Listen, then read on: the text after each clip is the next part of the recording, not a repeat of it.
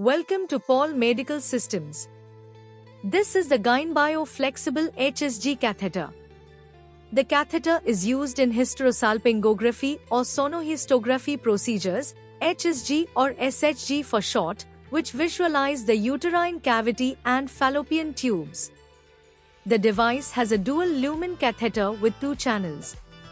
One lumen infuses water-based contrast media or saline and the other inflates the balloon. The introducer placement sheath assists with proper alignment of the catheter against the external cervical OS. The syringe attached to a stopcock is preset with the correct volume of air, 1.5 ml for the 5 French catheter or 3 ml for the 7 French catheter. The other components include a traditional pinch clamp oriented the same way as an 4.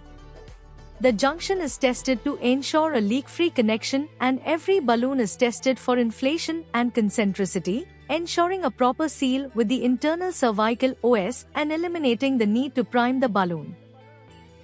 After visualizing the cervical face, gently shape the introducer placement sheath to suit the patient's body.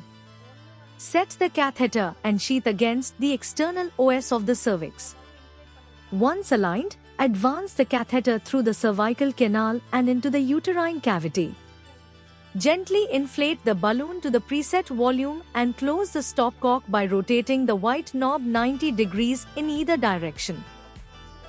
Next, dock the placement sheath and carefully pull back the catheter to create a seal between the uterine cavity and the endocervix. At this point, water-based contrast media, saline, or water-soluble foam can be safely infused and images can be taken. After imaging is complete, rotate the stopcock 90 degrees and carefully pull back on the syringe to deflate the balloon. Gently remove the catheter from the patient.